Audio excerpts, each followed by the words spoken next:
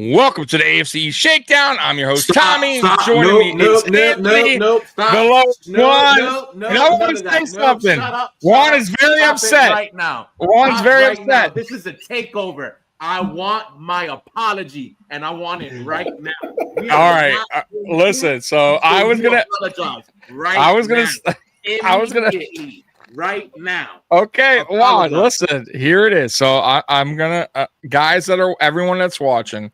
I want us. I know if you weren't here last week, this is what happened. So Captain D predicted the Panthers to win, and I'm here to apologize for Captain D. This motherfucker I'm on Juan's. I predicted the Panthers to win. Juan, right now. Apologize right now. Oh no, I hate apologizing. Juan, I was wrong. There you go. And the Panthers are terrible. You guys looked much better. I was wrong, and I apologize. And now we can continue. Juan was winging all week, but Juan was if you guys are here last week, he was furious that I and Captain D said the Panthers would win that game. Shame on me. Honestly, shame on me. I'll never do that again. That was wrong of me. That was an embarrassing franchise. And you know what's crazy? I was picking you guys all the way up until this point too on a lot of games. Remember, I was a really nice guy, and then I became a big jerk last weekend. I'm very sorry, Juan. Juan was holding that in all week too. He's like, I can't wait to see this motherfucker. And I try to be nice. He went up 28-6. I'm like, I'm going to flip out on the show. I said it since then. I started the show before you went live trying to be nice, talking about bodegas and chopped cheese. And I had a feeling that Juan was like, I don't want to hear it. I'm going to tear this guy up. Oh, man, brutal. Let me get to some of the chats. I honestly don't know what Tommy was thinking on that one. Whatever. All right. I mean, Patriots lost to the Raiders, so I ain't blaming anyone. Oh, that was a whole month ago. And we should have won all of our games since. So y'all went too much on that dumbass loss we got at Pittsburgh and them having that fake win against Atlanta. I told you that was fake. I hear you. But so no, guys, let's continue with the show now. We're good. We're good. So I listen. As you guys know, I've known my man down here, Curtis, for a while now. And I'm going to tell you what this Dolphins team has done to my man Curtis. And look at in 2021. Look at this energetic guy right here. Look how fast he's talking. Out here. It's not because Ross is a bad guy. This is how businesses run with committees, and we find out. I sped that thing up. I mean, no, he didn't speed it up. That's an energetic, go to the original podcast. Go to the original podcast. No, we're not gonna go back. This is how Curtis used to be. You're like the Dolphins team, man. Hustlers. The Dolphins have destroyed my friend. Shame on you, Miami Dolphins. You ruined when I started doing this in 2021, you don't know how many comments I got. Like, dude, I put you on 1.5 and you're still too slow. Anyways, let's get to last week 4's recap. We'll start with Juan. Why not? Juan began it. Let's let Juan go ahead and talk about that beatdown. Go ahead, Juan. Curtis's low energy levels now because of how bad the team may be. I'm worn out, dude. Hilarious is that there is a Panthers podcast I read online that started like 2018 or 19, and they disbanded the show because they're tired of talking about that bum ass team. Like, I'm dead serious. Like, that's the thing. They really put a whole post on we don't see the point of us sacrificing time for our families on Sundays and wasting all this time covering the team. That's such utter dog shit. We beat them so bad that they rage quit their own podcast to talk about the Panthers. That's how bad the beating was. After we got that punt return with Demarcus Jones, it was all she wrote. There was no reason to really watch the game if you weren't a Pats fan at that point. They are embarrassing. It's really bad how that franchise has gone down. You broke the podcast, man. Yeah, That's we fun. broke them apparently. Dead serious. I put in the chat. It was insane. I'm like, wow. but 42-6 because the 13 doesn't count. 42-6 is kind of crazy. Yeah. I was a little emotional. I'm not gonna lie. I haven't seen a beating like this done by us in a long time. I think since 21. I think we beat up on the Jaguars. I think we put up 50 on them on that fake win. It was nice. Everything flowed. Everything looked good. But they went to bed. Yeah, I have to put the caveat though. They are the Panthers. So how many turnovers did they have? Like 0. I saw him saying having a bad game. I thought they like fumbled. Not you. I mean, he did have a bad game. He just didn't turn over the ball. So maybe that makes it even worse. That game. It makes it even worse. Was it penalties or something? For some reason, I remember that game being sloppy. Was it penalties or something?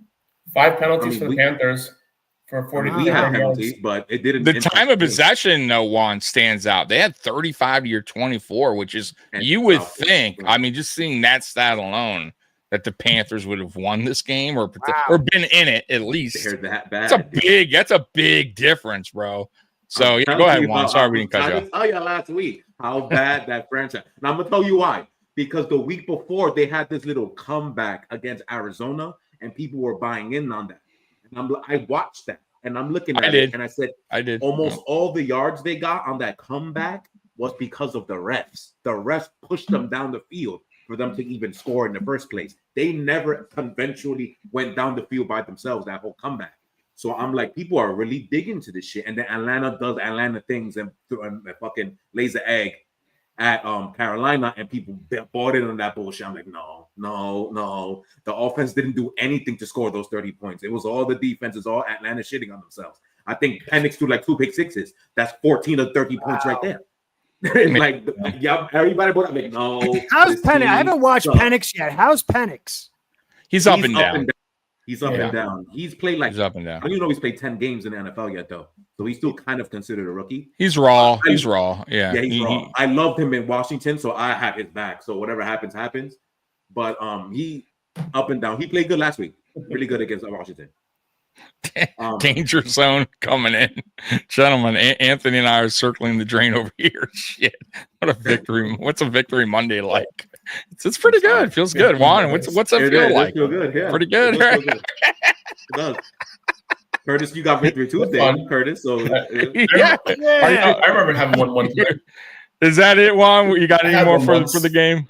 It just for the game, there's not much to talk about. It's more tomorrow night is why I have stuff to say. Not that yeah. I got you. Know what I mean? Yeah, I hear you. Yep. We're gonna get to. That's gonna be a fun one to talk about. Curtis, anything on this Panthers Patriots game? Did it play out how you thought it would? I don't know. I thought I remembered it one way, but you know what it is? I hate when I do that. I put on the 40-minute version and then I go forward. I don't know. Maybe I was just high as a kite. I don't know. I don't do drugs, but sometimes I go off the twilight zone. I don't know. I don't remember nothing.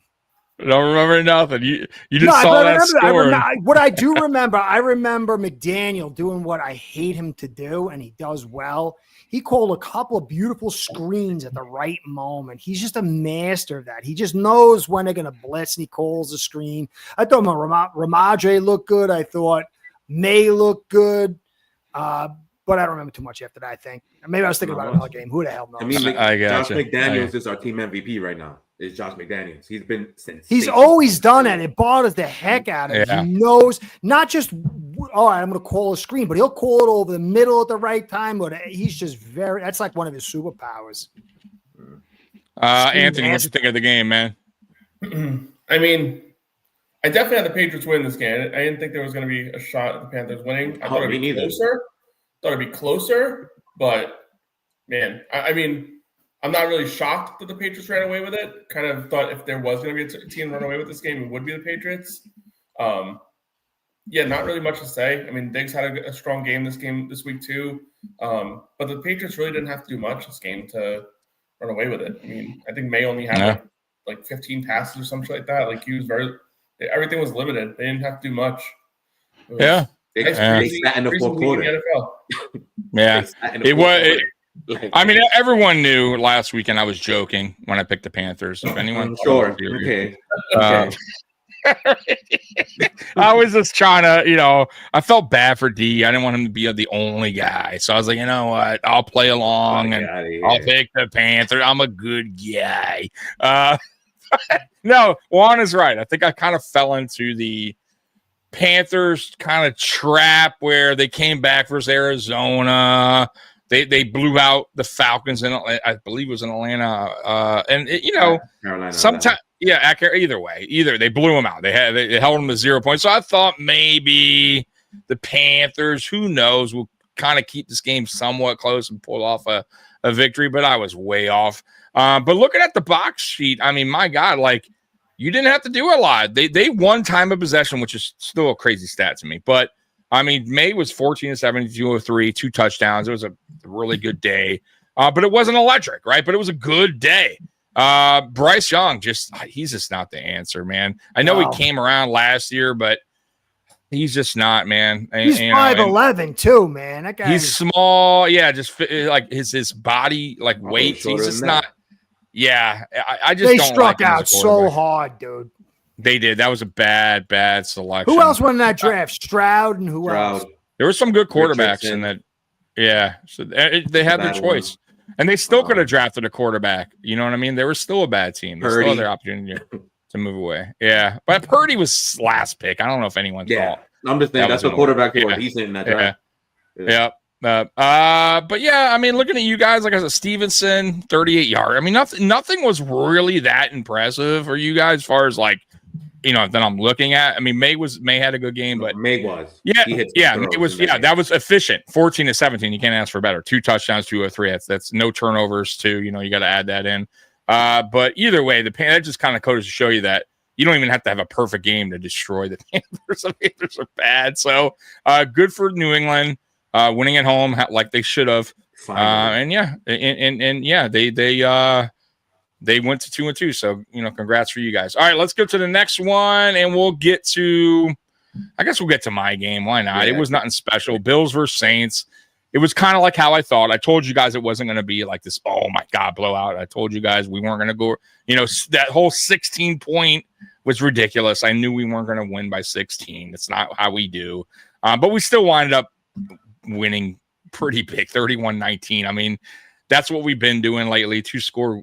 And that's I'm cool with that. Started to care at like the fourth quarter. That's just how we play. Right. We play this. Now. We do this. We're close to halftime, but we all there was never a doubt in my mind. Kind of like the Dolphins. Last week you said if they were close at halftime, you were going to lose. Going to flip out. Yeah, of course I was mad. I was going to be mad because we should be up by at least 10 on that bad team. But that's I also did say the game would not be a huge blowout, 20 points. It just wasn't going to happen. But I wasn't. I went on halftime. I do a halftime show. I'm like, this is fucking ridiculous. But that's how we've been playing. I mean, it's just the way we've been doing things this year. And listen, at the end of the day, you want a dub, and that's what we got. It wasn't pretty. And I got to be honest with you, the last couple games haven't been pretty. Nothing to go, wow, we were just electric. But we're getting the job done. So either way, 31-19. There's really not much to talk about. Josh Allen threw his first pick of the year, but he overall had a good game. Rattler, we're having a tough time containing quarterbacks that are mobile. He kind of had a good game on the ground. He had 50 yards basically, 126 through the air, nothing special through the air. Cook has been cooking, man. I gotta say I was wrong about James Cook. I was kind of against paying him, or at least a high amount. He's been living. He's been doing more than his extensions, I think. So he's a top running back in the NFL. So other than that, there was really not much to talk about in this game. We handled the business. We were at home, and that's it. Anthony, your thoughts on the game? There's not much to talk about. I mean, really not much to talk about in this one. I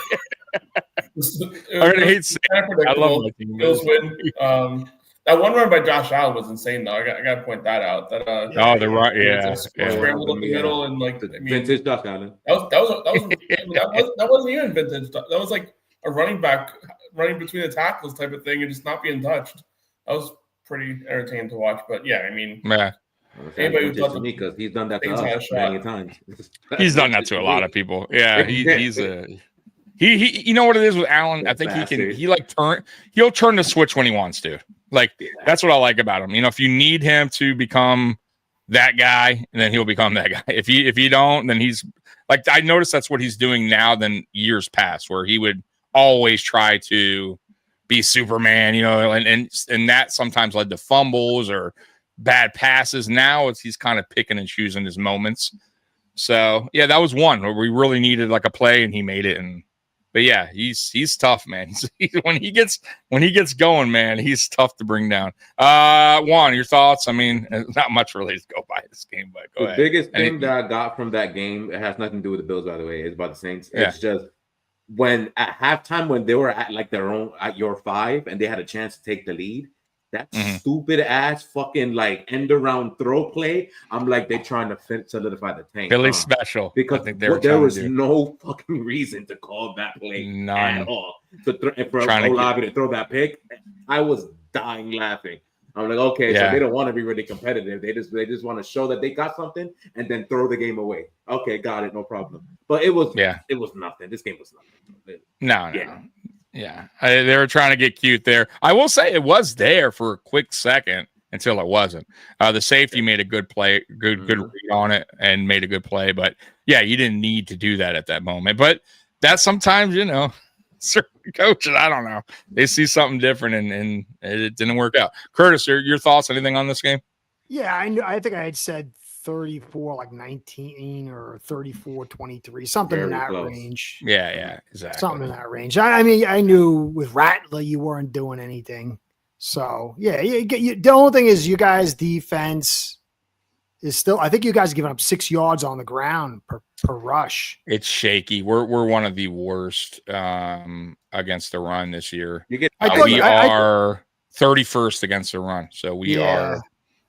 I thought that DT of yours, the rookie guy's playing pretty darn good. The big guy. Oh, Walker. Dion.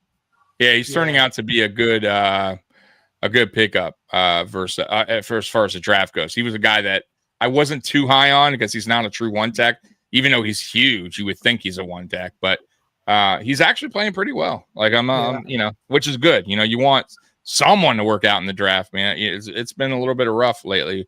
Some of our picks, but I thought I saw a Sasquatch when I saw your tight end catch the touchdown. What's his name again? Kincaid? Oh, Dalton. Yeah. I was like, whoa, he's still here?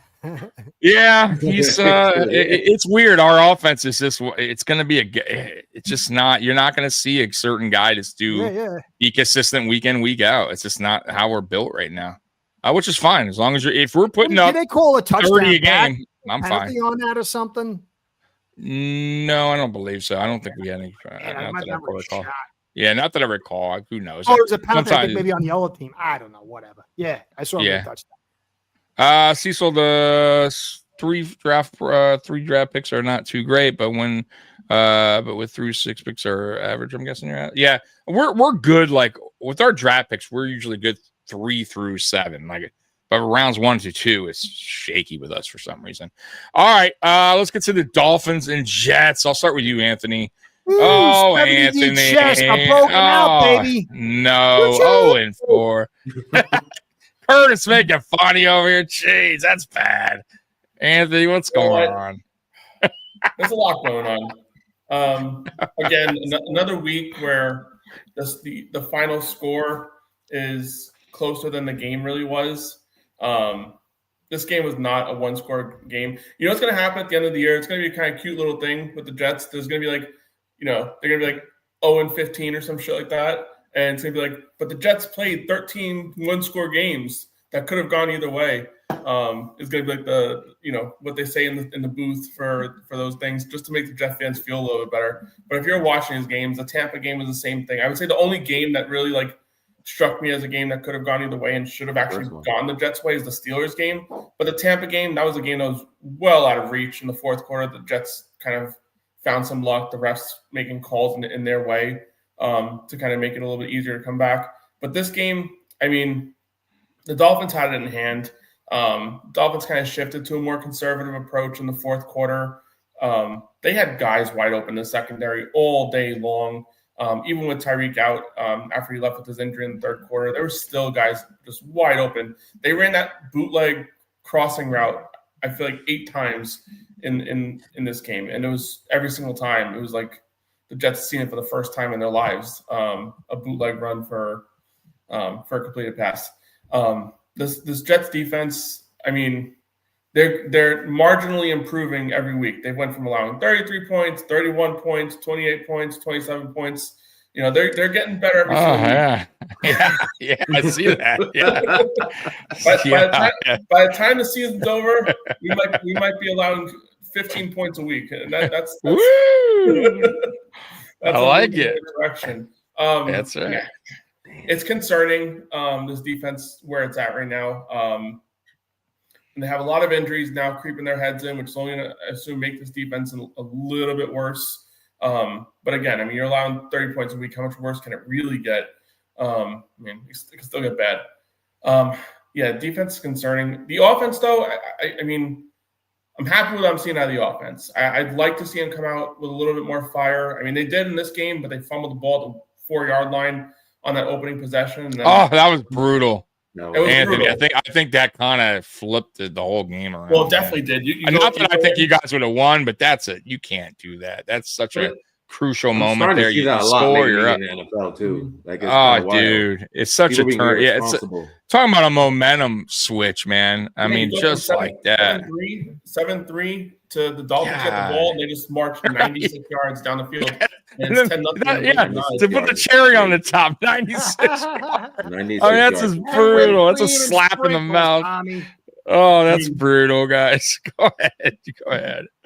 Oh, go ahead, Anthony. Sorry.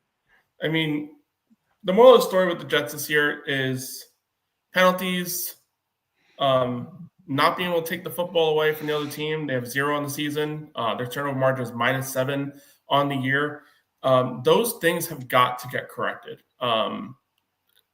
Specifically the penalties. I mean, there's so many drives that the Jets have had this season where they're showing promise. They're moving the ball down the field efficiently with the running game. And the one thing that you do to kill an effective running game is a holding call or a delay of game. And these penalties push them 5 or 10 yards back. It's hard to find, 15 yards in 3 plays, 20 yards in 3 plays using the run primarily. If you just got to do your work and get your 10 yards a clip, whatever, in each three down phase, you can do that with the run. It's a little bit more difficult when you're shooting yourselves in the head, as Breece Hall would say, with all these stupid penalties. It's got to get better. And this defense, I mean, the recipe for the Jets this season was play good defense, run the football effectively, and Justin Fields, use your arm when needed, but don't turn the ball over through the air. And he hasn't done that. He's been cautious with the football, throwing it. The running game has been effective. The defense is not doing their job. And you're talking about a team that could be in a better situation at this point in the year, but they're just not. And losing to the Dolphins, if you're a Jet fan, is always not ideal. Yeah. Especially when they're 0-3. And you have the chance to get the whole building fired if you put on a little show, and they didn't do it. No, they didn't. Juan, what's your thoughts on this game, man? I was really mad at myself for putting myself through that game. I should have never fucking tuned that shit in. It was torture watching this game. I watched it from start to finish too, because I was doing homework, and I'm like, I don't know why I did this shit to myself. Both Monday night games were a freaking disgrace. I was there last year where the Jets are, so that's why I'm very sympathetic towards you, Anthony. Like that's exactly how my bum ass team was 1 year ago, just like that. It's really bad. And I don't even know if I could say, like, if the coaching staff doesn't, like, trust the Fields or whatever. I don't even know if the coaching staff is good anymore. Like, I'm kind of going back on stuff now. Wow. The penalties are crazy. The plays don't look good. Justin Fields look like he's tucked into the ball, scared to throw. I'm like, it's fucking insane. That's a hot topic right now with Jet fans on this coaching staff.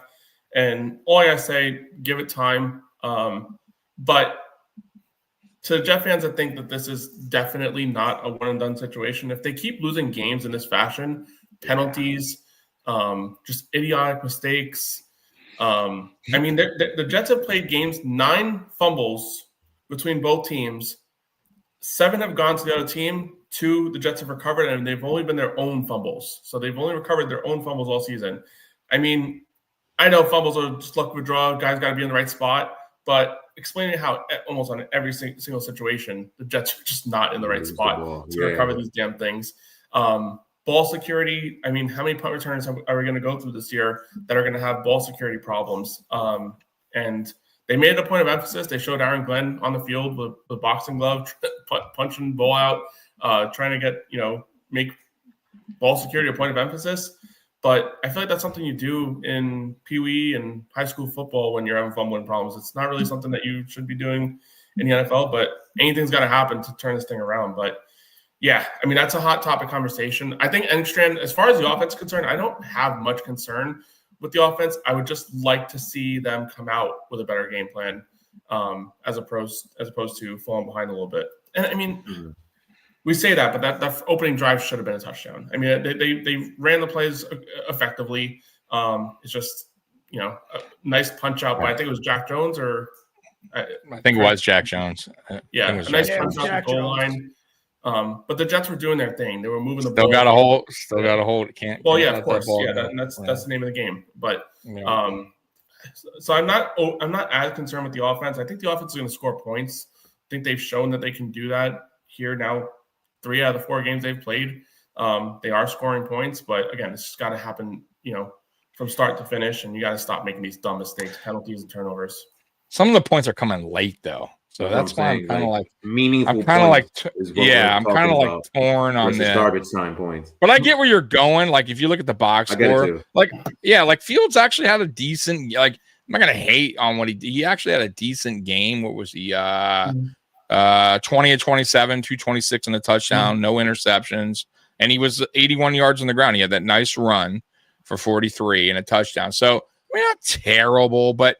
You know what? Like I said, I think the thing is with Fields, and we talked about this a few weeks ago. So he's just once you take that kind of run game away from you guys, as far as defense, stopping your run game early and kind of forcing him to throw, it really kind of takes he's just not. That's not what he does, right? So he'll this game he kind of got a lot of garbage time there at the end, but I don't know. I feel like you guys.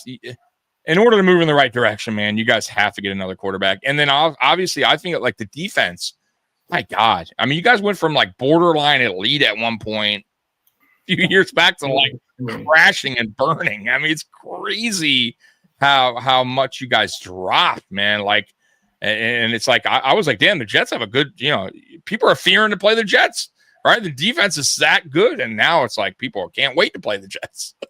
I mean, it's just wild. So, but you have a defensive-minded head coach. It's going to take, once again, you got to have to give him that time to kind of make it his own. So I don't know if year one, if you're a fan of the Jets to be like, well, it's garbage team, you have to give it a little time. I mean, that's how I see it. But and I don't know how you see it. I mean, how many years are you willing to put up with a new head coach? Not just Glenn, just in general. Like, what's your thought of a new coach coming to town? Like, what's your generally speaking, I think 3 years should be what you do when you hire a new head coach. But the one caveat I would say is that if there's undisciplined and nonsense, players not being set at the line of scrimmage. Like those things are, and I know he took over a team that was highest in penalties under Salah and under Ulbrich, blah, blah, blah, blah. And, you got to walk before you can run. But this is a point of emphasis he had during minicamp and training camp. No choo-choo. By the way, real quick, Christopher wants you to know that the Jets are terrible. Go ahead. Sorry. But with all that being said, I mean, if the penalties are still out there, the illegal shifts, those penalties that really shouldn't be happening. I mean, that's on coaching when you're not setting and you're not, if you want to hold a guy, whatever, blah blah blah. That's just sometimes that's talent because you're getting beat. So the only way to stop this guy is to hold him. But if you're just not getting set at the line of scrimmage, delay of games, false starts, those type of things, those fall directly on coaching, in my opinion. So if those things continue to happen, it's not something outside the realm of possibility that it could be a one and done type of situation. Yeah, to me, it's all about the rate of improvement. If you're not getting better throughout the year, then go. Not getting better, you get worse. It doesn't take that long to fix the things that you're talking about. It shouldn't take me 2 years to fix what you're talking about. Like if that's not improving by December, go. Like that's simple. This is fundamental shit that you said that half the things you've done since Pee Wee. So it's like, why is taking so long? So that's my thing, and I'm getting afraid on that aspect. So, Anthony, you have any? You want to respond to Spin here? I saw it earlier today. I guess there's some Jeez, sort of. I saw something earlier. Former employee made sexual allegations towards. That's not. Oh man! Oh goodness! Business as usual with these. Anthony, I thought you got your old quarterback out of there. What was his name? Namath? Wasn't he the one that was always on the reporters?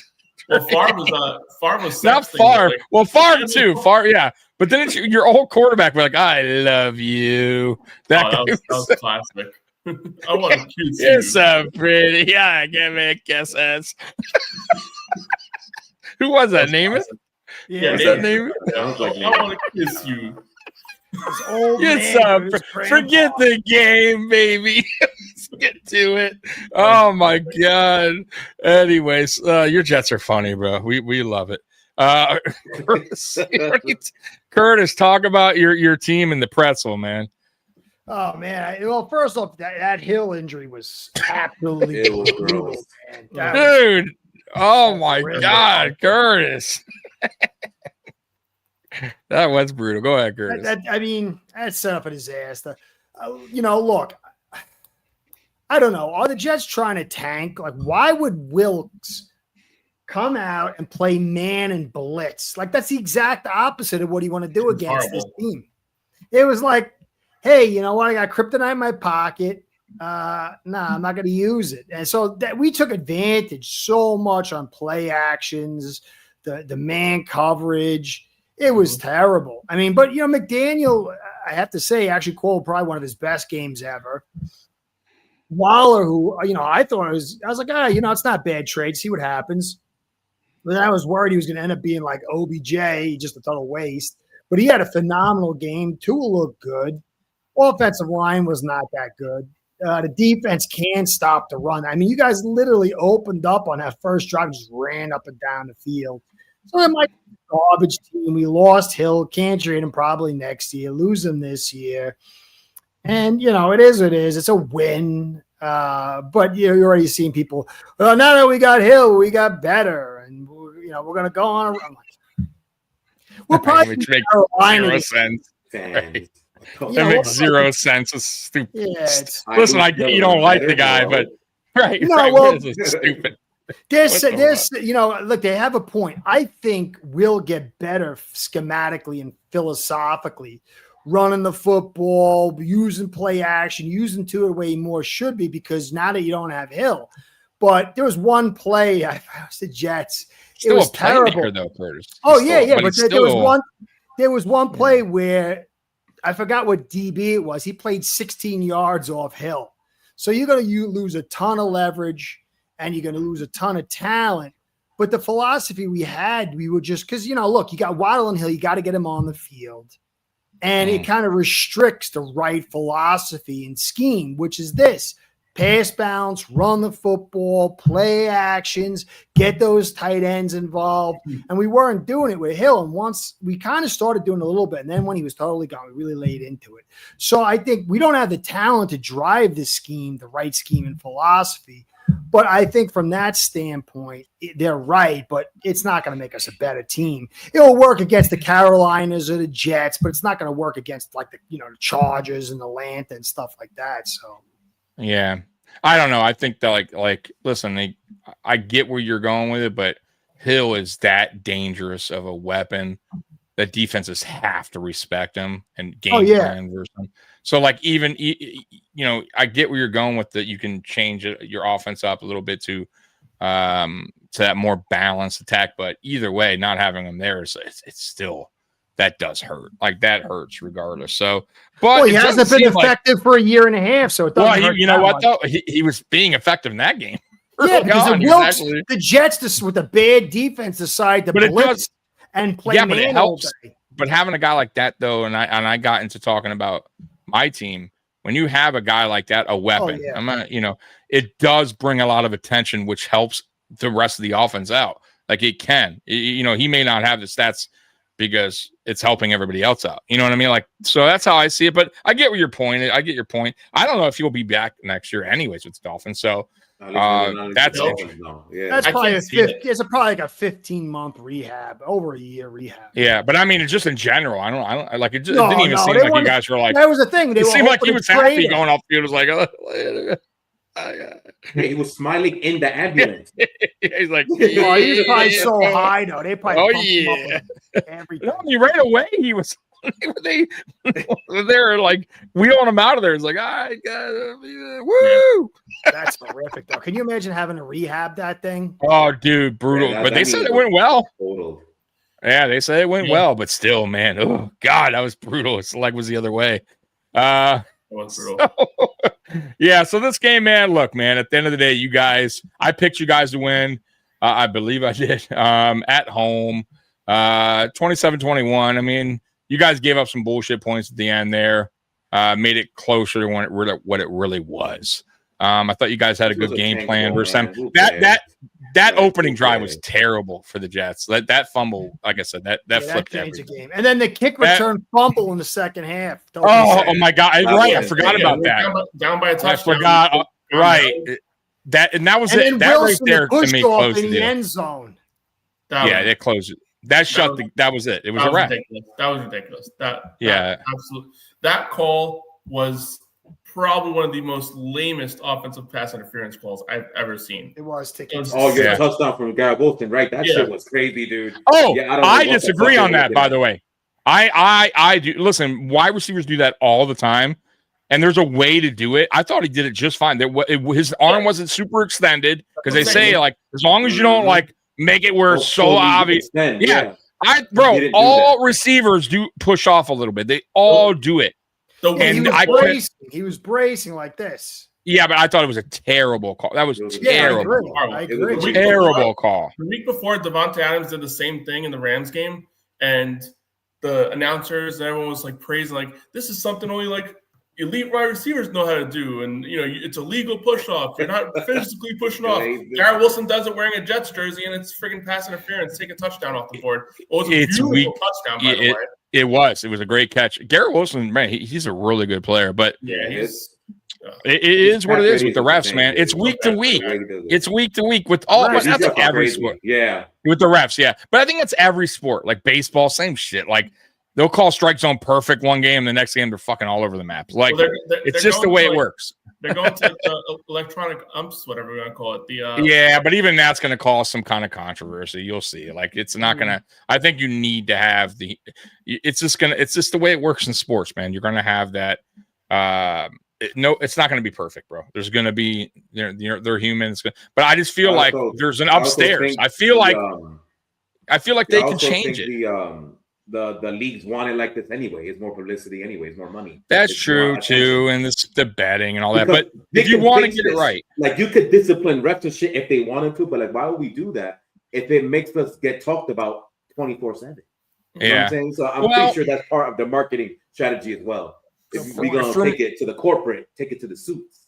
For me, you might be right because there is an easy fix, and to me, they already have it in place. They have. Upstairs, and you see it every game where it's like we just got told, that was not a they look at you bro. They could have easily said, "Nah, you know what? It's not," because I see refs throw flags. Sometimes they go after further discussion. There is not, everything was great. It wasn't a holding, or there wasn't a guy downfield, or a legal man downfield. They do it all the time, so they could have changed that because that was a nonsense call. But it is what it is, man. I mean, you just got to hope it doesn't go against your team. But yeah, that was a bullshit call. total bullshit. But either way, you guys, you're just not a good team. And as far as new coaches go, I'm on the 3-year rule too. But after, I would say mid-second year, if you're not seeing some progression, you probably should move on by the end of the year too. If you're not seeing any progression, none. Yeah. So we'll see. He's a new coach, right? And that's always scary sometimes because you never know. Some coaches are just better left off coordinators. Juan knows that. McDaniel over there, as far as being OC, that's what his bread and butter is. Being a head coach, not so much. And that's okay. it is what it is. So we'll see when it comes to your coach. But right now, early on, he's good. He's learning a lot, especially with that team in that city. He's going to hear a lot, bro. New York media is a brutal. So we'll see how far he gets as being a head coach. But the good news for him is he can always go back to being in DC. So. No, go right back to Detroit if you want. Yeah, go right back to Detroit. Yeah, he's welcome there. So let's get into the styling and profiling and the Boo This Man. So let's get to this. And then Boo This Man. All right, Anthony, what do you got? Styling, profiling, and the Boo This Man. So you got styling, profiling. I'll start with styling, profiling.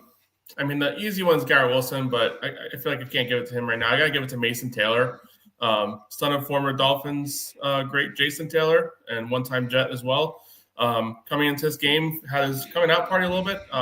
Not an outstanding game, but his first effective game in the passing game, 6 receptions, 61 yards, I think it was. Against his father's former team, and hoping the Jets can figure out a way to get him more involved moving forward. The truth is out there, Garrett Wilson and nobody else at the receiving position.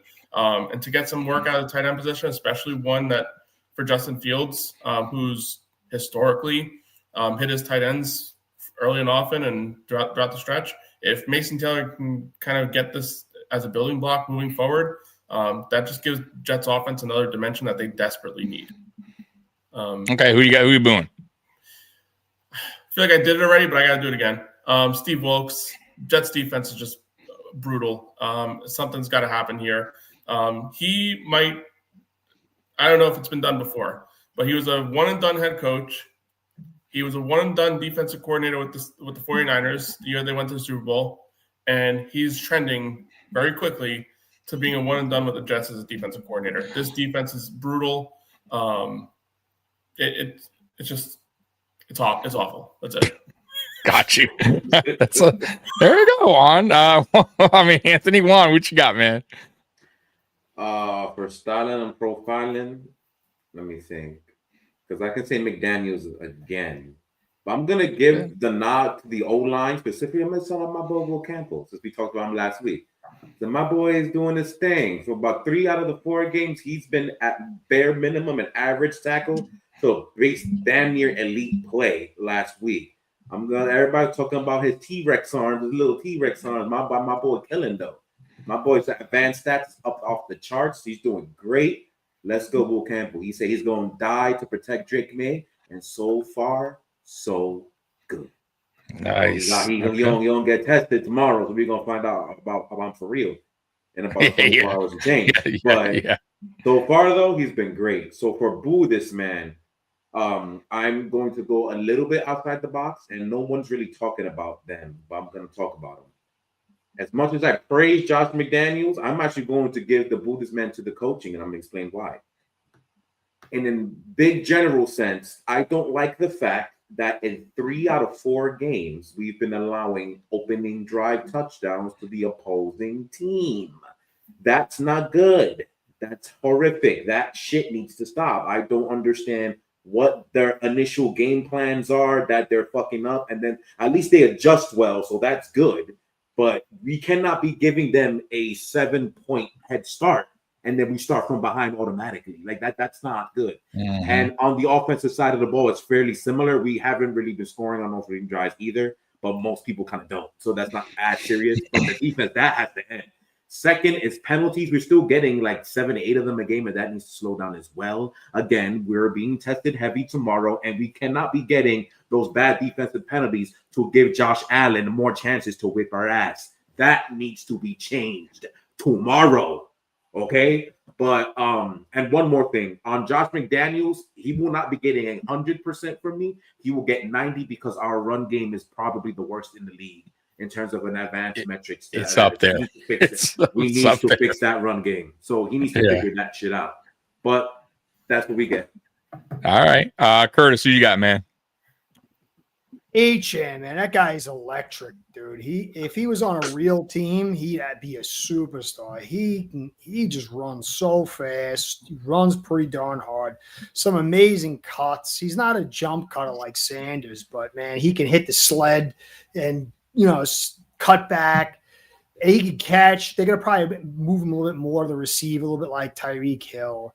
He's just a really darn good back, and we picked him up in a 3rd round steal. So there was some bad blocking. He just outruns it, So he's that. I think he is damn good. He's damn good. Yeah. So I'm really impressed. Like if he was on a good team, he would be stellar. Yeah, he's 1,200 yards a year and a better. Oh yeah, and he can catch out the backfield too. Yeah. He can't pass block, but what are you gonna do? He's 180 pounds. The guy's only 180 pounds. Yeah, crazy. So that's it. Booing, I'm not even gonna do it because I'm so tired of booing his team. There's so many people. I just can't do it. I think that's. I want my cortisol levels low today. I'm tired. All right, I got you. There's a lot to boo. Plenty of time for booze. Oh my God! So no booze this weekend. Curtis is tired of booing. I understand. So I'll give for my style and profile. I'll go James Cook. He's been really good. It seems like he scores a touchdown every damn game he plays. He's just consistent. Consistent is key, man. I feel like his vision's better, his contact balance is better, his strength is better. So overall, man, like he is a big part of this offense. And what's really making this offense tick right now, it's not the receiver room. That's for sure. As far as boo this man, God, I'll go the receiver group. I'm just not satisfied with him. I get what we're doing. Everybody eats, but it's going to come back to bite us eventually during the season where we face a team that stops the run. I need to see more from this group. I have to. It's just very inconsistent, especially from guys like Palmer, who's 3-year signing, just not doing it right now. So I'll just say boo this man is going to be as a whole. It'll be that receiver room. It's just right now that I don't know if they're trying to find their way. A lot of new faces, 2nd-year guy in Coleman, but it's just not doing it for me right now. And I feel like it could bite us down the stretch. So can it get better? Sure, but right now I'm just not impressed with what I'm seeing. So and me neither, Tommy. I'm not impressed at all. Yeah. You wish you had a Dolphins receiving group. Well, honestly, I wish I could pluck some receivers from other teams, of course, but it is what it is. I mean, I know it's like I'm complaining we're scoring 30, but you got to kind of be real. I talk to Bill's Mafia. There's some that understand where I'm coming from and some that don't. But if you go back to last year, we were in the same boat. We were 3-0 at that time, and we had that whole mindset of everybody eats, and it's a good. It sounds like it could work, and it does. It can work, but you have to also have the players be productive and understand their role, and you have to have the coordinator understand each guy's strength. And last year we were 3-0, scoring 30 points a game until it wasn't pretty anymore. And then we had to go and make a trade, and that's when we got Cooper, and we went from 27 a game to 32 a game. It was a massive improvement. Not that Cooper was this amazing talented receiver when we got him, but he still had that respect as a one, right? And he opened it up and helped everybody else. Keon Coleman had his best game as a receiver that year, right when Cooper came here. So it opens the floodgates a little bit more for everybody else to have an easier job out there on the field, right? And I don't know if we have that respect right now in our receiver room. That I feel is the problem. And defenses are going, okay, we don't really trust your receiver. We're going to play a certain way and dare you to beat us deep. You notice we don't really throw deep. We're very kind of safe, which is fine. We're scoring 30, but once again, I just fear that when we play a defense that can stop the run, game plan for that, we're gonna run into a little snag. So unless these guys step up, so we'll see. But that's my boo. This man is the receiver room. Got to see better.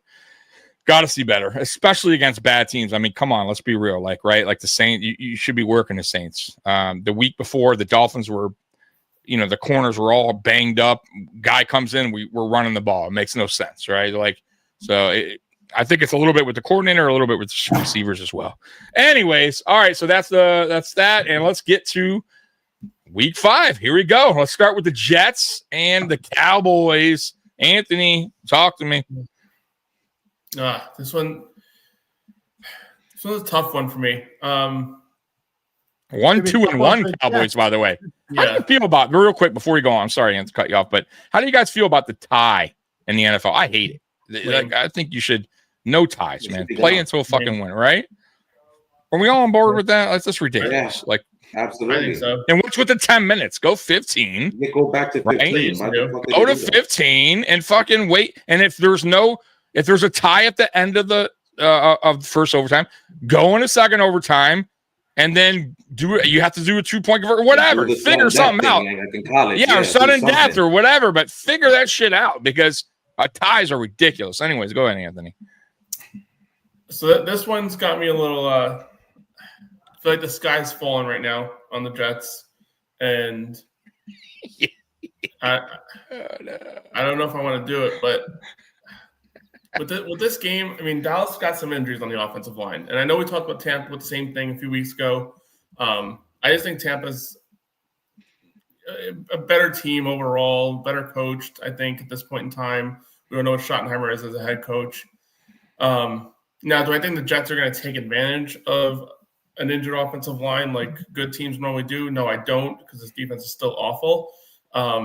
But I do think this is a point in time where you're captain Dallas, a little kind of bad defense. You can score some points on them, which helps the Jets. Can you control the clock with Breece Hall in the run game with this offensive line? The Jets are penalties away and just forcing a turnover or two to potentially being a 2-2 team. I mean, it's as realistic as that, as crazy as it sounds. That's a fact. I mean, if you force a couple turnovers and just stop with this dumb penalties, you could have 2 wins on the season. Jets are home. Again, the sky's falling. I think this is like that statement type of win type of situation for the Jets where they can go in there, control this game with the run game. Breece Hall is going to have a day because Braylon Allen's out for the foreseeable future with that meniscus tear he had. So Breece Hall is your running back one. That's brutal. Isaiah Davis, who's been a pretty solid guy in the backfield, can pass block, catches the ball out of the backfield. Pretty effective runner too. When given the opportunities, just hasn't had enough being the third running back. But I think he's had a little bit of an uptick moving forward. My biggest concern is Dallas can score points, and this defense has shown week after week that they have not been able to stop anybody from scoring points. It's really going to come down to the Jets starting this game from the get-go, keeping the momentum, and you're going to have to go pound for pound with Dallas on the offense side of the football, and that's the area that I have the most concern of whether or not the Jets can do this. Now, Dallas is down wide receivers as well. CeeDee Lamb is out for this game, the number one guy. Sauce has got to be all over Pickens, and he's got to cover him, and that's the biggest weapon that Dallas has at the moment on offense. But I'm going to go, for the first time this season, picking a Jets victory. I'm going to go with 33-27. I'm saying it. I don't know why. I might be. I don't know. I might be hopeful and going for all that stuff, but I try not to be in here and go with my heart on a lot of stuff. But this is just a gut weird feeling that last time you did that, we heard choo choo. That was more my heart on that one. That was more my heart on that one. But I've been better since. This is more of a gut telling me, like, as much as I think the Jets are going to lose this game, there's just something back there saying this might be the moment for them to kind of pull off an upset. All right. I don't even know if it really upset Dallas is. Anyways, Juan, go ahead. Go ahead. Dallas is favored by 2.5. They are, but they're just such a shaky team. Go ahead, Juan. I see you, Anthony. I like what I'm hearing. Dallas did play until like 12:30 EST on Sunday night, so this is basically a short week for them. They got travel to Jersey. Their defense is one of the worst I've ever seen. It's terrible. Yeah, it's insane. I like it, but I've been picking out too much, and y'all been doing me dirty, so I can't pick it. I'm picking Dallas. I'm kind of hoping I win though. Very honest. I'm hoping I win though. I'm gonna do what I did. I'm gonna do what I did when we played Miami. I'm going to pick against you, but my gut is telling me the same thing that is you're picking, that you guys are going to beat Dallas. But I don't know which defense to trust, because I think that's what it's going to come down to, or which offense is more prone to make the mistake. Like, you know what I'm saying? Which one is which is going to happen. I'm going to go with Dallas 35-30. Look at Alex, by the way. He's the Jets will score 30, but they're going to allow 30. 34. Yeah, so we'll see. But I'm definitely digging what you're throwing out there, Anthony. I don't know. It's just all right. So it's kind of a toss-up one, but Juan's gonna. It is. He's not playing. He's not gonna go down that road again. Dallas is due for a letdown. They're due for a letdown. Putting up 40 last week and all that, like they play too hard. They probably drop one, but we'll see. Oh man! All right, Curtis, what you see, man? I think Dallas wins. I mean, Dak's playing really good. Yeah. If Wilkes is going to probably call another bad game, there'll probably be turnovers. I still think the Jets, look, if they pick the right, because they're going to get a top pick. If they get the right quarterback, they're in a position, you know. I think, that's like, asking the Dolphins to do this. Yeah, I know. But I'm saying mode already. Yeah, so, look, I think it's all about next season. I just don't understand. Like, it was befuddling to see Wilkes call the defense he called against the Dolphins. Everybody's been running the same thing for like years, and it was delusional. I think they lose. I'm saying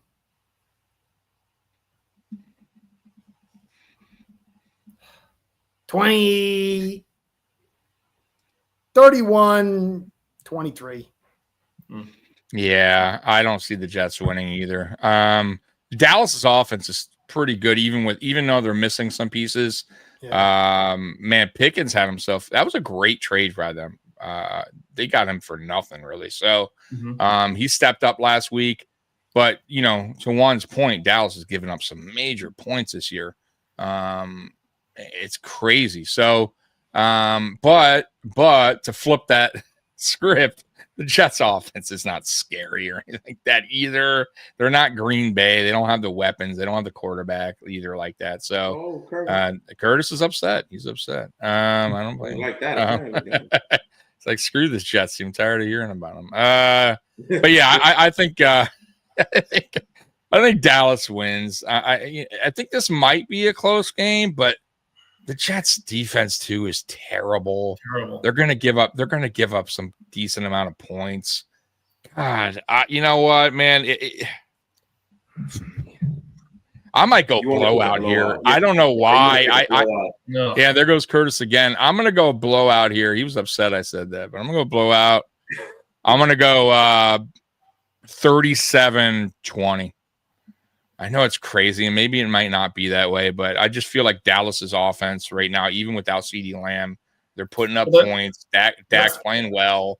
Your defense is just the surprising part. That's kind of my fear a little bit with the Jets is like if they get off to a slow start again, this could be like that's what I mean. Yeah, because if it starts off like the Bills game, for instance, let's say Dallas comes out and just shuts that run game down, and you don't even have your backup running back anymore, who's Allen, who I really like, but now he's out.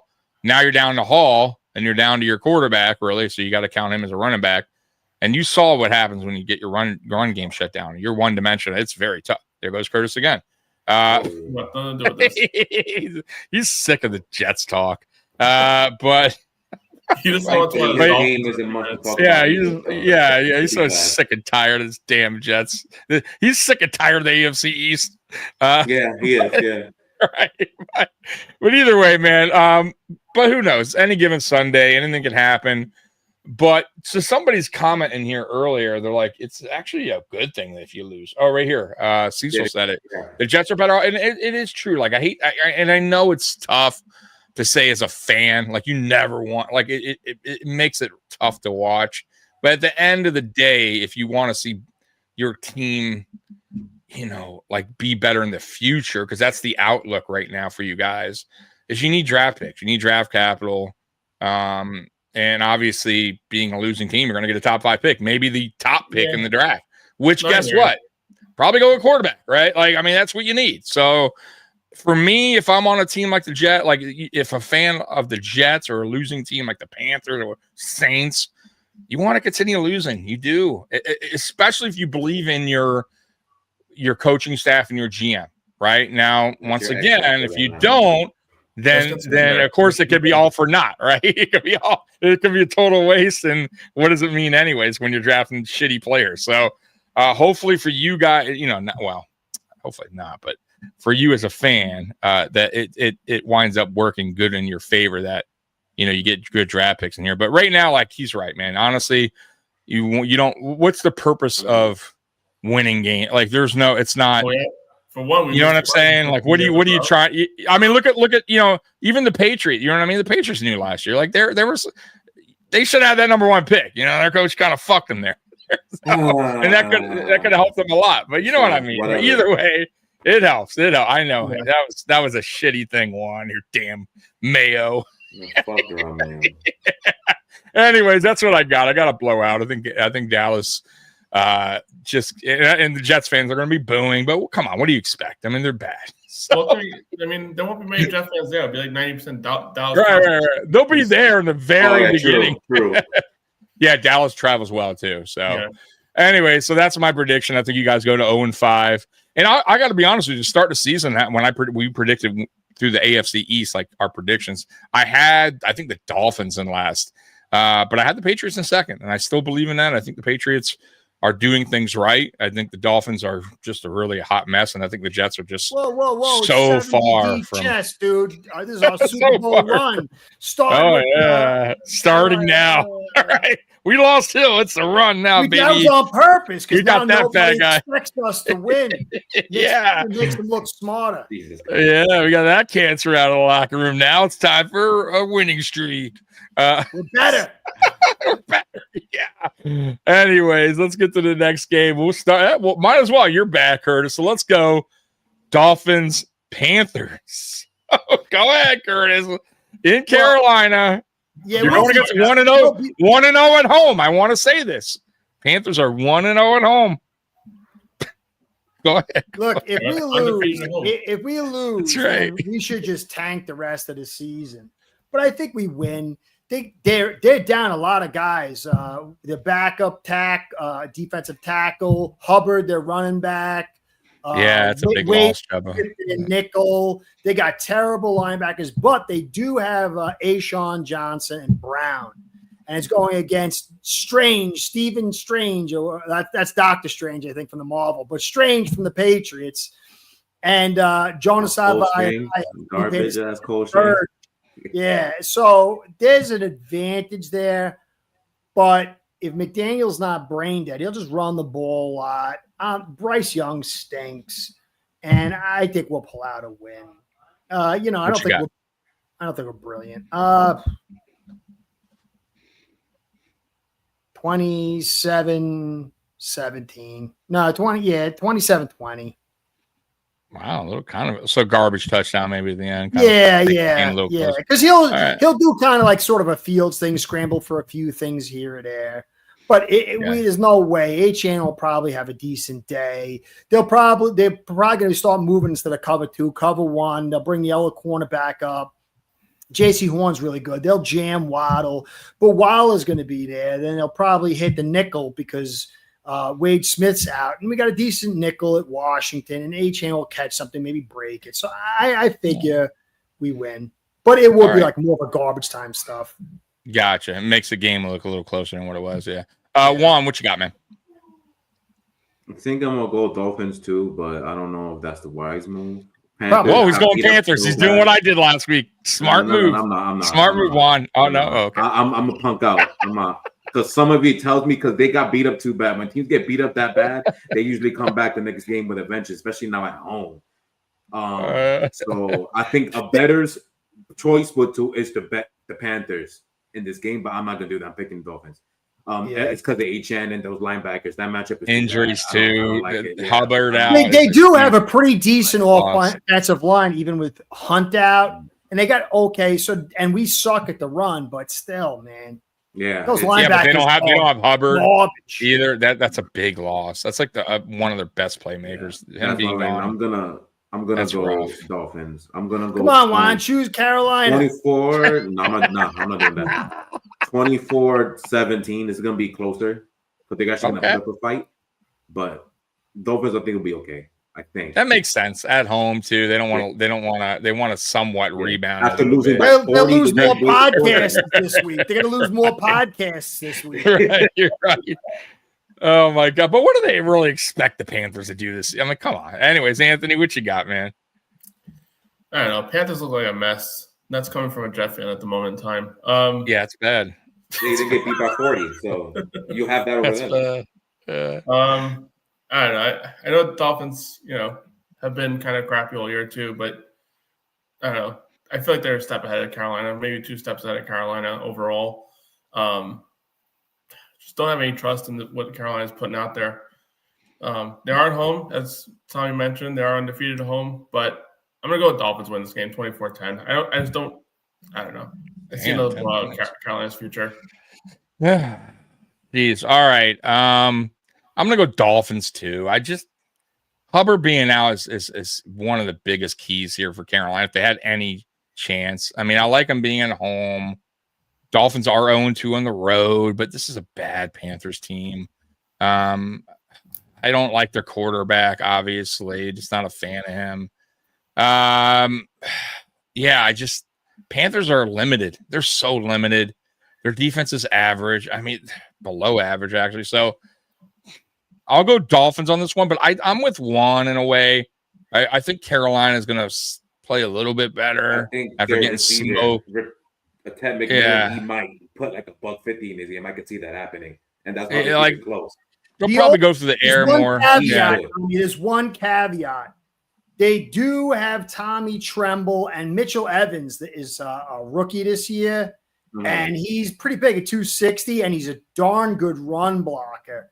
So there's a chance that they could run this ball on our terrible defense, and maybe even that I don't. Alex is going. I'm not sure. There's a chance, but it's slim. Alex is going with the Panthers. He's saying, I believe Bryce Young to have a good game against the shitty defense of Miami. Panthers won 26-20. You never know. I mean, Bryce has had a few decent moments, but not enough. I don't know. And the Dolphins are shaky. So I'll still go with the Dolphins. I think they just are an overall better team. I'll go 27-23 Dolphins. So I think it's somewhat close. I'm with you. I think it's somewhat close. Like it might even be close at halftime, real super close, and maybe the Dolphins pull away at some point in the fourth quarter. A little bit. Maybe they get a garbage touchdown. Yeah, so I'll go 27. They play zone all day, not like Anthony's Jets. But I will say this, though. Would it shock me if the Panthers won? No. Absolutely. That wouldn't be. You know what I mean? Like, shock over here, man. That would be like the end. I think Chris would be like, well, I try to tell you guys. McDaniel's like fire. It could happen. Prepare yourself. It can. Oh, absolutely. And you want to see Dolphins fans totally melt down after that? I mean, it would be. It would be a fucking I don't see it happening though. I don't. I feel like I said, the Panthers are they're rough. They are rough. They're right there with the Jets. But they do have one win. And the Jets do not. So I mean, they're going to play at some point later in the season. Yeah. They actually looked good one game, unlike the Jets. Like good, where they got the dub. Good. Yeah, but Penix threw 2 pick sixes, so that was that. Either way, though, that's still an impressive win. The Jets' best game was week 1, and they lost. So I don't care how great you play. If you lose, I don't give a fuck. That's a loss, right? That was such a mirage, man. I can't believe it. It was weird, yeah. And I remember we came on here that week and we're like, all right, the Jets, you got a few, I got a, all right, Jet fan. And Anthony was like, yeah, okay, it was a loss, but that's good. And I was with you, Anthony, until after that. Tommy, the Jets. Yeah. Boy, did that plane go down quick. Oh, it's like a roller coaster at the peak. Holy they crap. peaked out week 1. Oh, man, brutal. All right, so let's get to it. Juan, sorry. Are you ready? No one else I can make fun of. Juan, go for it, man. Sunday Night Football, rivalry game. Go for it. So I wouldn't use that R word yet. So I put teams in the NFL into about 5 different categories, right? 5 tiers. Like Bills is obviously like tier 1, they're Super Bowl contenders. They're trying to go for it all. And we got like tier 2, which is like playoff teams that maybe can do something. I put teams like Tampa Bay and stuff like that in there. Yeah. Tier 3 is like they could sneak in the playoffs, but they're not really gonna do shit. I'm probably putting a team like maybe Denver, something like that. That's probably a decent team to put in there. And we got tier 4, and then tier 5 obviously is dog shit. Tier 5 is What about the worst of the worst? What about tier 6? Yeah, tier 6 that doesn't belong in the league. Oh, I don't care. That's the 90D chest level, man. That's my Dolphins, the 90D chest. Shouldn't be in the league anymore. Tier 6. Go ahead.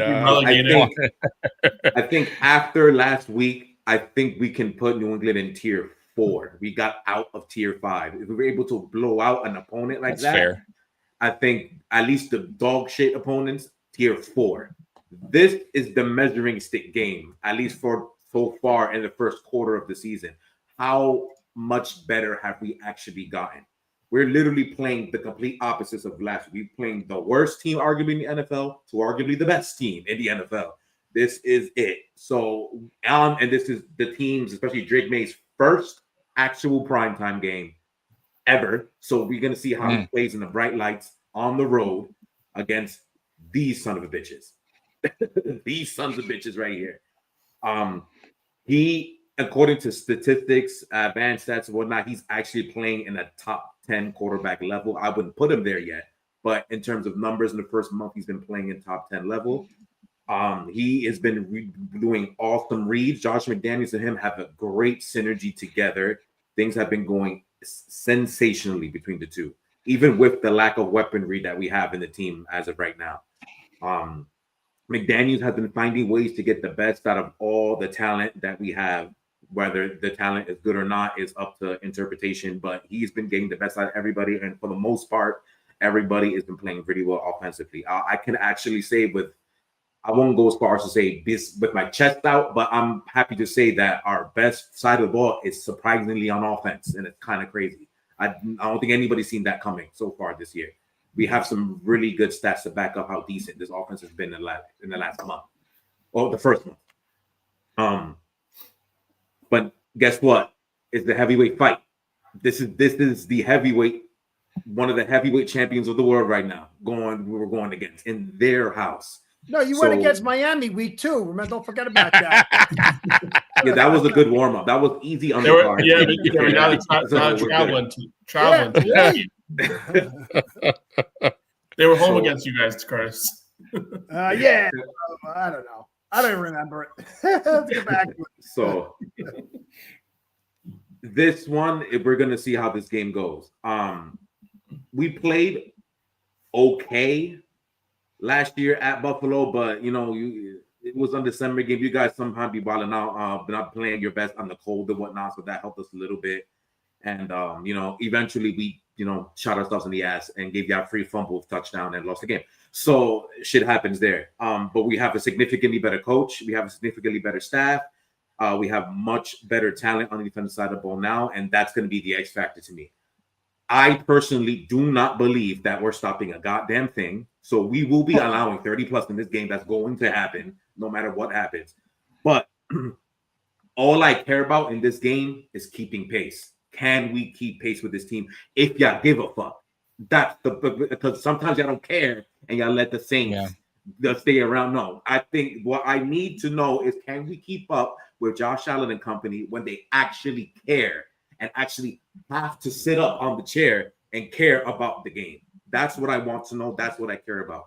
Can we do it? I think we can. Will we win? Of course not. We're not going to win this game. Let's stop now. We're going to lose this game. And I think we're going to lose this game by 10 points. My score is going to be 31-21 Bills. But I think we will look good enough to at least be on the top of tier 4 and hopefully at some point later in the season get into tier 3 of teams and look like some sort of mediocre to, okay, maybe they actually might sneak in the 7th seed in a bum-ass AFC playoff bracket. So we'll see. But I think the writing's on the wall. We're not there yet. Everybody knows that, I think. But we're just trying to see if we can keep pace, and that's all I care about. All right. Yeah, dude, I got to be honest with you. I got a very, very similar score. So my prediction, just a heads up before I get into my thoughts, is 33-23, 10-point game. I feel like that's kind of where we've been, to start the season. I feel like it'll be somewhat close, and then we'll kind of pull away, and we'll just have this kind of what we've been doing in the second half of football, which is kind of trying to have these long extended drives. And about you guys that I know we can't stop is the tight ends. We have not been able to stop tight ends when we played them. You saw Tremble last week get us for 2 touchdowns last week, or I think 1, but get on us when it mattered. And we haven't been good at setting the edge and stopping outside runs. And if we can't do that, Cook is going to fucking run wild. There's nothing we can do about that. Those are the 2 things on defense I'm scared of. Tight end, I mean, we don't really use our tight ends much, so that might be an advantage. But once again, we'll see what Brady dials up and sees that, can see that you guys have a tough time against tight end. We'll find out, but we'll definitely run the ball. That's what we've been doing. That's been our bread and butter.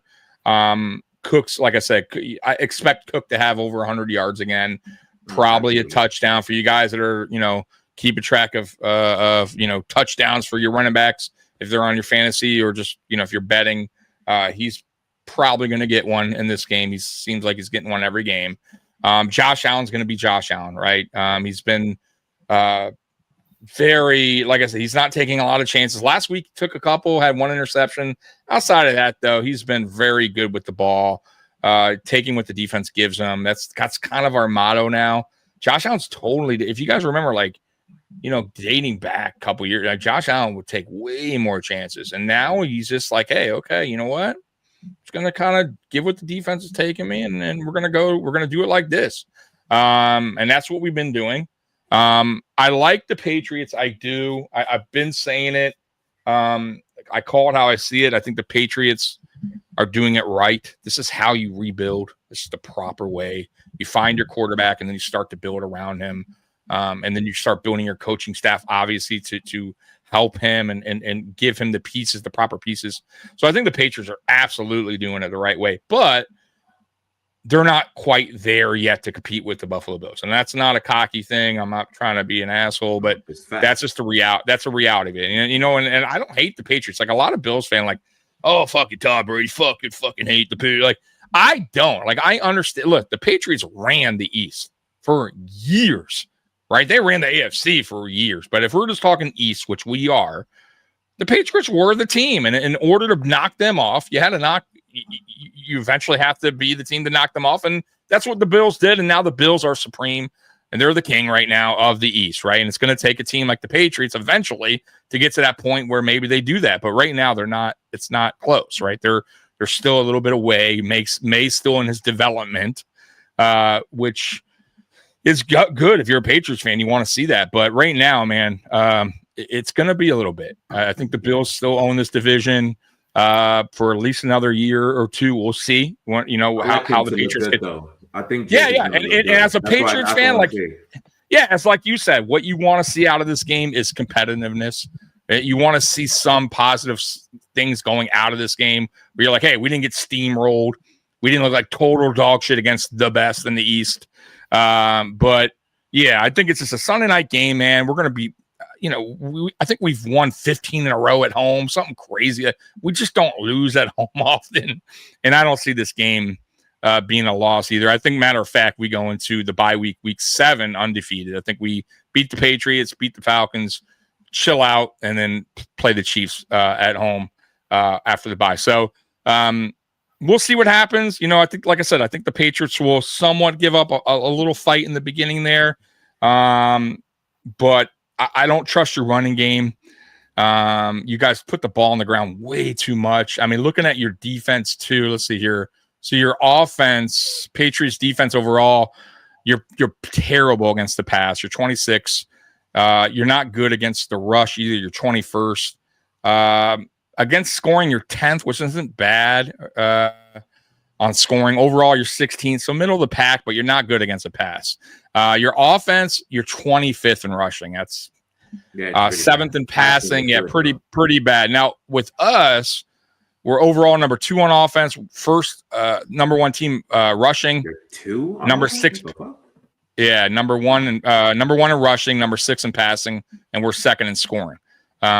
Defense is where it gets shaky for us, right? We're 11th, we were in the top 10 for a second, but we're 11th, but we're 31st against the rush. We're number 1 against the pass, and we're 17th scoring. So, rushing has been bad. And it's really, honestly, it's really quarterbacks that's really done the most damage since that week 1 game. Following that week 1 game, I thought we did really well against the Jets. I thought we did pretty well against the Dolphins. And Kamara didn't do that. He didn't have like these great breakout runs against us. It was really more containing the quarterback. And that is something that we're going to have to really be careful with make it take off and hurt you. Yep. Yeah. And we're getting out of our lanes, right? And then when the quarterback kind of breaks containment, we have nobody there and they're rushing for 25 yards, 30 yards. It's a problem. We got to figure that out. We're taking these wide angles and it's hurting us. And not having Ed Oliver hurts because you want to collapse the pocket, which helps the edge get to the quarterback where he can't go east to west, north to south, right? It's already collapsed. So we're not really collapsing the pocket how we should, which is helping the quarterback obviously have that area to run. So that's one of our biggest flaws right now. It's been our flaw, Juan, for a while, stopping the run, containing quarterbacks that are mobile. Pass defense, we've always been, because we play a certain style, the soft zone. We're not going to give you anything crazy deep. You know what I mean? We play that to perfection. That's a McDermott special. So you're not going to get like a 70-yard bomb wide open. It's rare. It's very rare. But long drives happen to us all the time. 3rd and longs. We can't get teams off 3rd and long. We give up constantly 3rd and longs. We have a tough time getting to quarterbacks. Like, we just got to figure that out on defense. But I just think, like I said, we're a better overall team right now. And at being at home and all that being said, 33-23, I think it's a 10-point swing. I think we're in control most of the game. It's a little close in the beginning, and then we kind of pull away. So that's what I thought. That's my thoughts on the game. Anthony, what's your thoughts? Well, first off, I just got some crazy news. You got breaking news?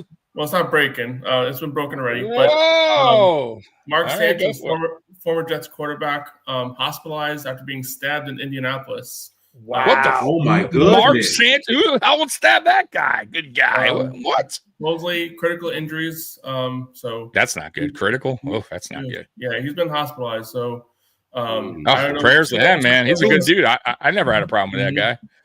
Damn, that's terrible. That is crazy. Hopefully he's all right. He was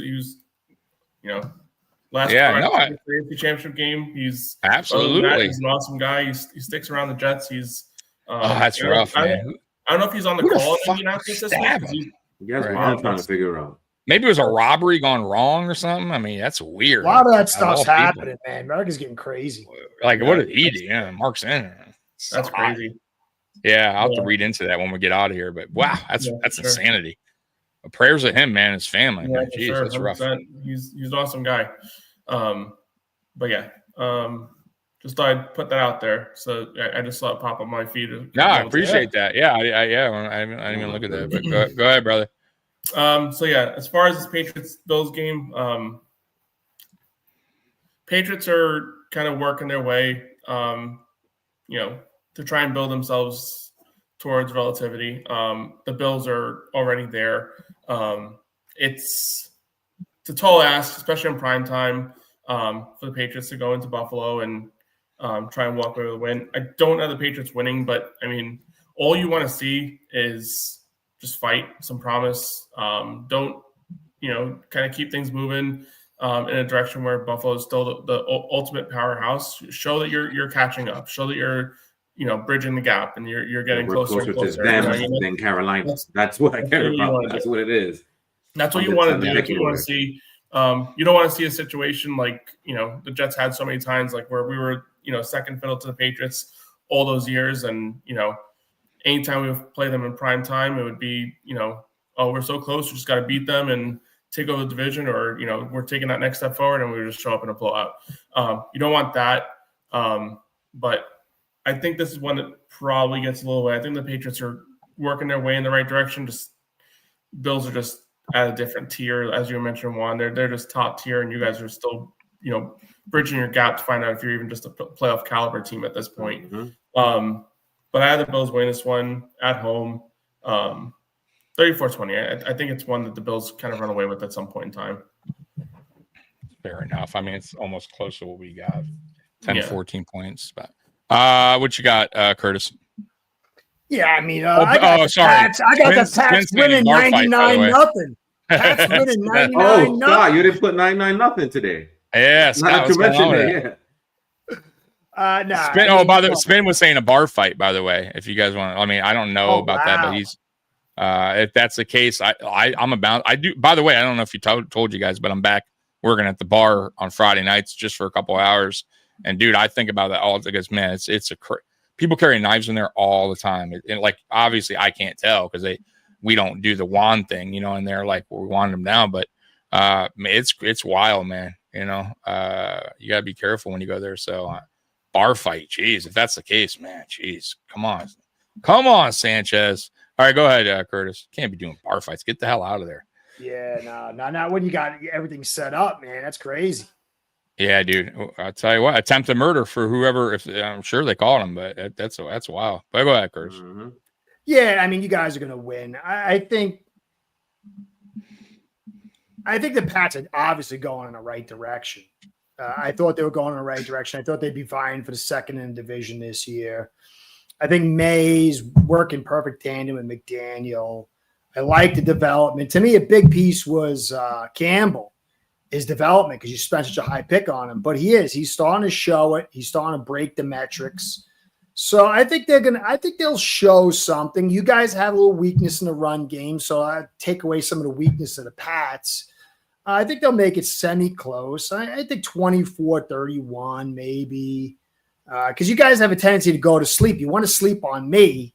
So I think you guys have a tendency to go to sleep. Maybe 34, but I think like 24-31 or 24-30. There'll be 7 to 10 point swing. Yeah, that's right. That's pretty much where we're kind of all at right now. Yeah. So yeah, I'm with you guys on that. Anybody have any rants for the week? I do. All right, so let me play this because this is we got to do this clip. I haven't played this clip in a while. This guy just got fired. I think he deserves the clip to be played. Because it's garbage. And the editor that let it come out is garbage. Attacking an amateur athlete for doing everything right. And then you want to write articles about guys that don't do things right and downgrade them, the ones that do make plays. Are you kidding me? Where are we at in society today? Come after me. I'm a man. I'm 40. I'm not a kid. So as you guys know, he was You're right. he was canned this year. He was there a while. He was there a long time. Gundy. So yeah, he was fired. So go ahead, Anthony. What's your rant of the week, man? So I didn't want to talk about this while we were talking, because I feel like the Jets lost their game for many other reasons that weren't the refs. But I want to save this moment for now. The reason why I believe that there are times where when you're wearing a green and white uniform, you are refereed to a different standard as others in the league. So I'll start going play by play. 5 plays in this game, I think that I kind of identified as plays that just egregiously went in the Dolphins' favor. I'm not saying the Dolphins are getting the higher end of the stick. I think it's more a Jets thing than anything else. Early in the third quarter, Dolphins are driving down the field, 3rd and 8, 3rd and 9, whatever it was. Tua scrambles and begins to slide. And as he begins to slide, gets hit by a Jets linebacker, which I would agree warrants a flag being thrown there, especially with Tua's history. Flag being thrown, automatic first down, personal foul, blah, blah, blah. Fine. I was okay with it. I thought the call was a little bang, bang type of play. Tua was beginning his slide and the player went in there, but apparently there was a blow to the head that warranted the flag being thrown. Fine. I completely agree with that flag being thrown. But then explain to me why the very next drive, Jets are driving, and Garrett Wilson, back corner of the end zone, has a slight extension of the arm, offensive pass interference called right off the bat. As I mentioned earlier, this play was very identical to a play that Devontae Adams had in the Rams versus Eagles game, and he was getting praised for his ability to extend and make separation with his arm in a way that wasn't considered a push-off. This was the same exact thing Garrett Wilson did in his game against the Dolphins. Whatever. It's the NFL. Refs are going to make bad calls. 2 plays after that offensive pass interference call, Justin Fields is running out of the pocket, gaining a few yards. His foot hits out of bounds. And after his foot hits out of bounds, a Dolphins defender goes around, grabs him, and continues to proceed to tackle him to the ground. Yeah, that was a bad. Yeah, if that is any other quarterback in the NFL, pretty much, especially one of the top tiers in this league, that flag is being thrown even if his foot wasn't officially out of bounds yet. That's how these referees are with these quarterbacks. And the fact that he was officially getting tackled to the ground after the play was, and there was no stop. There was no, oh shit, I hit him, let me stop doing it, whatever. There was none of it. He finished the tackle out of bounds to the point where there were Dolphin players around there, like, oh shit, like one of them holding his head, like, oh shit, you tackled him, and no flag. Oh, okay, that's fine. It proceeds. There was more.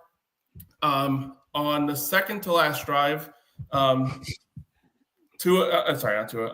Justin Fields hits Jeremy Ruckert for a first down. He dives forward to the point where Jeremy Ruckert's starting to lift himself up off the ground, and a Dolphins player just out of nowhere goes and dives on him.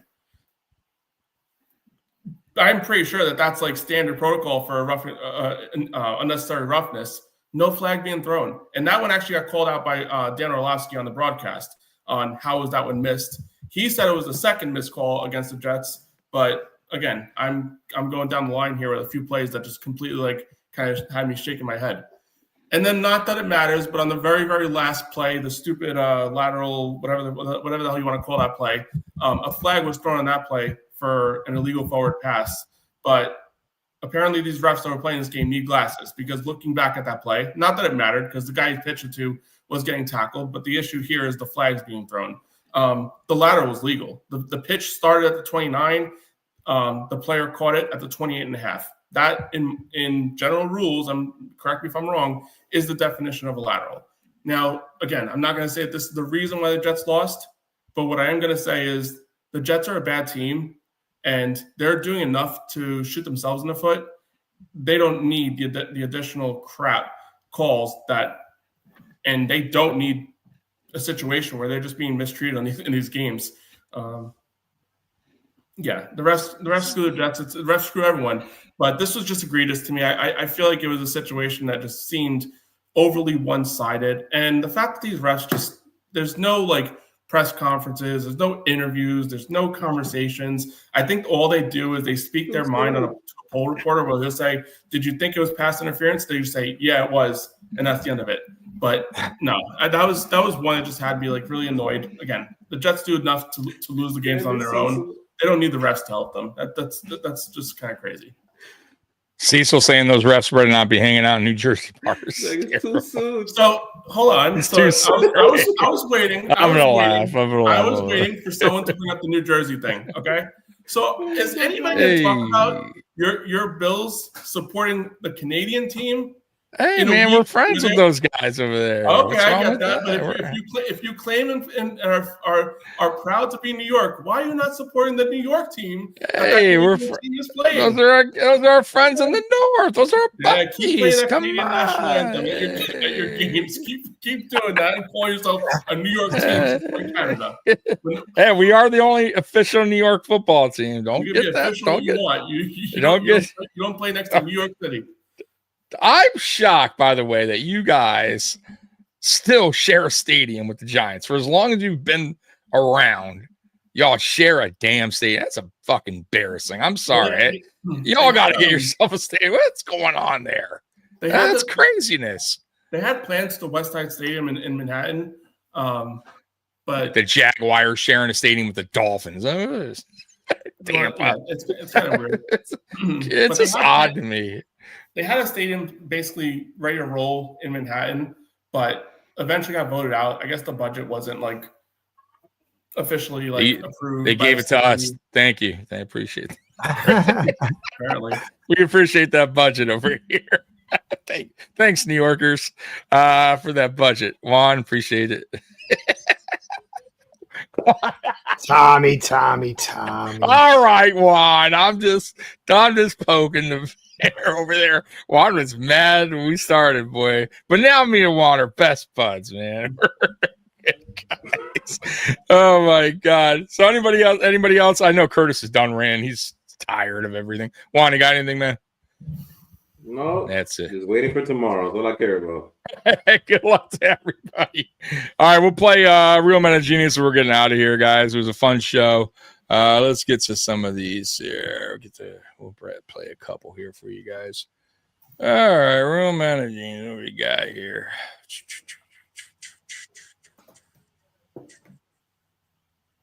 All right, here we go. First one. We'll play this one. Why not?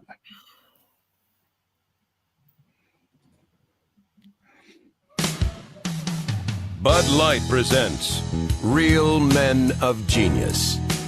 Real Men of Genius. Today we salute you, Mr. 80 SPF sunblock wearer. Mr. 80 SPF sunblock wearer. There are 24 hours in a day. You're wearing 80-hour protection. If the sun fails to go down, you'll be ready. Don't forget the moonlight. Your coconut-scented force field blocks out all the sun's rays and any stray rays from another sun in another galaxy. Your star. 30 SPF, please. You might as well be wearing cooking oil. Something smells delicious. So crack open an ice-cold Bud Light, Mr. 80 SPF sunblock wearer. In fact, feel free to crack one open at high noon in the middle of the Sahara Desert. Mr. 80 SPF sunblock wearer. Nice, Tommy. Nice. Yeah. One more. Pretty at first, but it was actually a pretty good one. Yeah, who the hell wears that crap? So, one more, we're out of here. Let's see here. We'll go with this one. Budweiser presents Real Men of Genius. Real Men of Genius. Today we salute you, Mr. Footlong Hot Dog Inventor. Oh my God. Mr. Footlong Hot Dog Inventor. When conventional wisdom said no one could make a hot dog longer than 6 inches, you dared to dream. Dared to dream. You knew the limitations of a regular-sized hot dog bun, and you ignored them. Can't stop me now. You made a 10-inch wiener, and people cheered. Oh. But you weren't satisfied. You said, wait, I think I can still give you 2 more inches. Gotta want it. So this Bud's for you, Mr. Hot Dog Hero, because you gave every single one of us our fondest wish. Oh, no. Oh, God. Oh, my God. That gospel? Oh, hell no. God, man. I think this is the best one. Oh, man. So, God, everybody in the chat, we appreciate you rocking with us. And Anthony, Curtis, Juan, it's been great so far this year, man. Appreciate you guys. And we're out of here. We're out of here. Go Bills, please. Later, guys. Jets. Oh, go Bills. Bye-bye. See, Peter, he's too fast. You gotta tackle me. It's B. You gotta press B. I'm pressing B. He's too fast. Going over here? Going over here now? Never get tired.